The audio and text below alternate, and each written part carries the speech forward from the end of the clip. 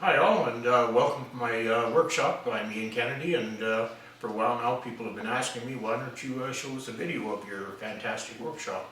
And I've been putting it off, claiming, well, it's pretty dirty, but I thought today would be the day I would show you around, because we do have it about as clean as it's ever going to get. So with that, we'll cut the camera and I'll join you over at the glue up table. Alright, we're over at the, what I call the glue up table. All I've got is a whole pile of scrap oak we had around, and it's been laying here, so I thought, well, it's time to cut it into kind of uniform pieces and glue it together. And what we'll do is create something out of it, whether it's a turning on the lathe or maybe something on the bandsaw, but this we glued and put it on our little makeshift presses last night, so probably by tomorrow it'll be ready to take out and do something with. And table is just basically a couple of tool, or just for lack of a better word, workstations or sawhorses that I picked up for a real good price. And it was 150 bucks I think each, so that was a terrific deal, so I bought two of them. They work out real good. Put your plywood on it, put the 2x4s, keep the wood there, keep it sorted, and you know, you're ready to go to town. Up the top over here, I've got a whole pile of oak. Basically, there's some ash in there, but most of it's oak, and it's all seasoning. And it'll become actually a table for my daughter. Up on that shelf is maple, and that maple is probably 80 years old that I recovered. It was out of some old cases that were destined for the dump, and I got the wood and saved what I could, resawed it, and we got it up there, and someday we'll build something out of that. And on top of that is just some logs. I know the one on the left side is apple. The other two I don't have a clue, but I'm sure they'll turn into something. And going up here is a rocking horse we're in the progress of making. So he's just say up there drying right now. It's made out of solid oak, and I don't know, he's been up there for about a year, so if there's going to be any cracks up here, it'll appear well before I ever put that on the market for somebody to buy. So what we need is basically the rocker and the straddles on it. We'll build him a saddle and give him a tail and some ears and some eyes, and he'll be ready to go. And here's a shot of our air compressor. It runs the power inhalers and well, just general air spraying duties, some paint spraying, anything else you need air for. That's what it all comes from. Coming down here we have the one side of the table saw. I can get out any? No, I can't. Okay, that's as far out as we can get. So one side of the table saw. Here is just kind of a makeshift storage bench, and this has got a couple of drawers in it, and I keep clamps in there, wooden clamps and nails for the air guns and the air guns themselves. Little tool case to keep bolts and all that good stuff in. Dresser to keep all kinds of good stuff in. And our shop back here gathers up all the dust. And we'll kind of walk over. A little unsteady, but what do you do? And here's our planer. That's what we use to plane the oak down with. I buy all rough timber, and it usually comes probably 1.25 inches thick, anywhere from 6 inches to 15, 20 inches wide. And like I say, it's right out of the mill, but the thing is, you buy it that way, it's real cheap.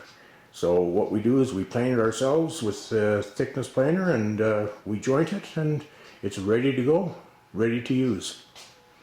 And on this side over here,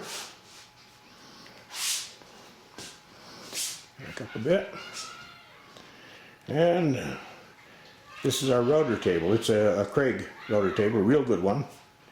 Sure does nice work. You know, you can route the edges of boards and really, you know, put a pattern on them, really make them look nice. Just the extra goodies for them down there. That one in the back there it's a face frame maker, actually a jig. And you want to make face frames for cupboards. All you do is cut them length, run it through there, and join them together. And you got a face frame, just like that. I'll cut it again, and we'll go around the other side. And here we have the drill press. And sitting on it, just a power drill. Another toolbox next to it with a couple more power drills on top, screwdrivers, whatever you want to call them. But we've got basically a drawer for everything, and like the basement there's a drawer for everything, and hopefully everything's in its place. And then next to that is the bandsaw.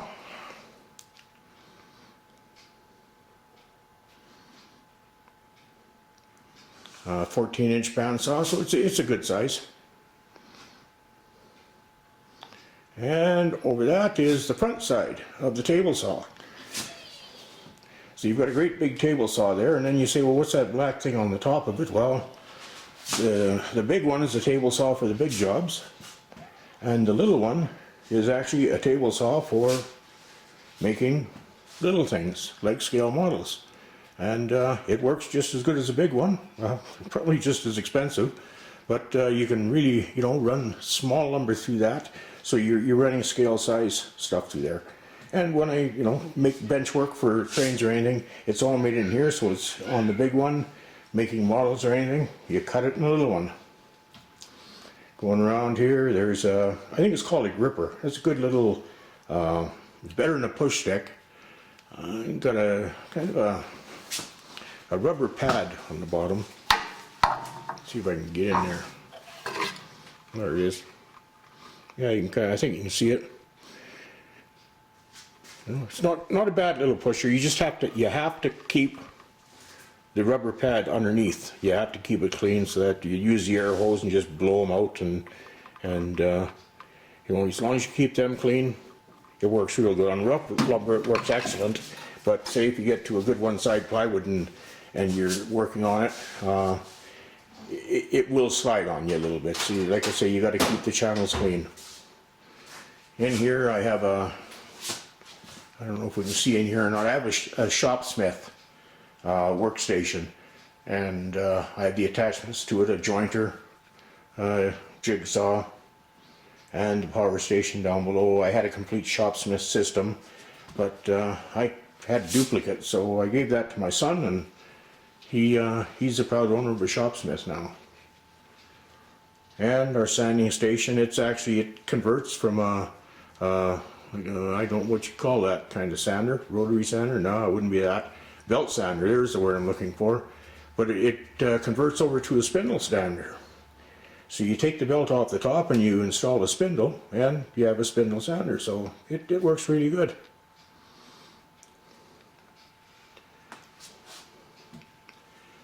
And there's a slow speed grinder, great for sharpening knives and tools and stuff like that. And there's a 1-inch belt sander in behind that. And another belt sander, boy, that's a brute in behind that. You watch your fingers when you're working with that one. I don't know why I ever bought it, but something possessed me and I did. So I'm stuck with it now.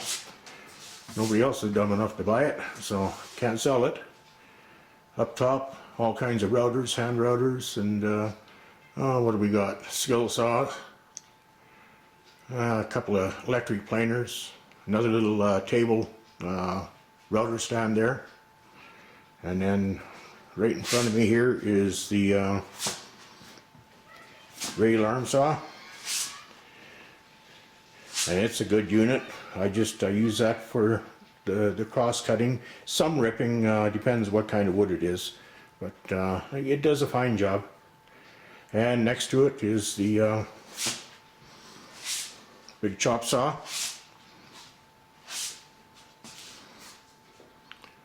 And it does a good job. But once again, like I say, I like to do modeling and that, and when you're cutting with, well, say the radial arm or the chop saw, if you're cutting, say ripping through it, you can rip down side of it, say a piece of oak 8 by 8 inches, and you can rip 8 3/16 inch pieces off that. But if you want to turn it again and cut them down again, boy, oh boy, oh boy, you're taking your fingers, your life in your hands when you try and put them through a machine like this. So what do I have here? We have a baby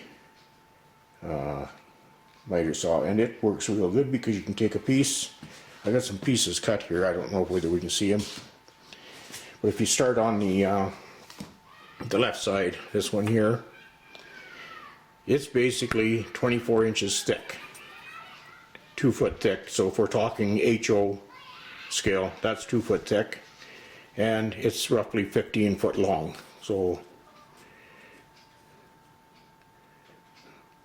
HO scale, one is what, 84, 86, 87, something in there. Well, 87, I guess it is. So this one would be 14 inches thick. Once again, 15 foot wide or 15 foot long. Probably 7 foot wide, I guess it would be, 8 foot wide. This is 9 inches thick. This is 7 inches thick. This is all rough. I don't want letters saying, boy, I got my micrometer out and was having a look at that, and I swear that was 7.5 inches thick. And this is about 6 inches thick. Once again, by 15 foot long, and I don't know, 8 foot wide, 10 foot wide. But you can use the big saw to cut and a piece like that. But once you get it down to that size, you want to cut it any further, put a 45-degree angle or bevel on that. You put it in this saw here, and you can chop that down no problem at all.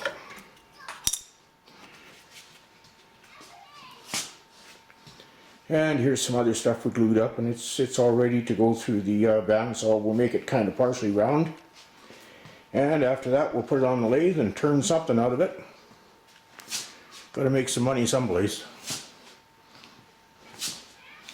And here we have a cup of tea there, and a dovetail jig, and that's put out by Lee. They're a good company based in British Columbia. Real good company. Most of my tools come from Lee Valley. Don't confuse it with Lee, the tool maker, L-E-I-G-H. This is Lee Valley, L-E-E, Valley, V-A-L-L-E-Y. I don't know if they're in the U.S. or not. They're a Canadian tool company, but they specialize in good quality tools. So, you know, if anybody from Lee Valley is watching, you know, thanks for being there so I can buy your tools.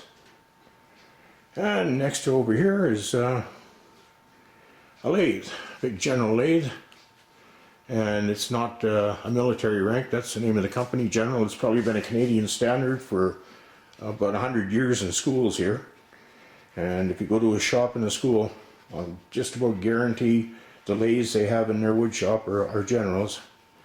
And then back over here next to that is just some of the stuff we've turned. I don't know where, there's Jenny over there. She can. So there's a candle holder. It's just based on, I don't know, nothing, I guess. But it's made out of, all this is Caragana that we're showing you right now. So the Caragana bushes that you complain about in your backyard, you know, if you live close to me and you don't want them, I'll come around and cut them out and dry them and turn them into this. Okay, what's another one? That's loosely based on the Calgary Tower. Basically the bottom of it, then the tower going up to the top where there's a big restaurant up the top, and in this case it's a candle holder. Once again it's Caragana, and a little potpourri, I guess, jar. You could throw some potpourri in there and scent, whatever you want to call it, and a little lid on it. You put the lid on, and if you want some more stink, you take the lid off and let it stink up the room and then put the lid back on. And just kind of an open, something I doodled there, don't know what it is, goblet, and another lidded little box, if you want to call it a box. But you get the idea. So I just working on the lathe, it's relaxing, it's fun. And once again, you can turn real small stuff on here. If you're doing scale stuff, you can turn that down real small. If you need a beam or something, a round beam, pole, there you are. You make it on here, you put it in the model, and you're away.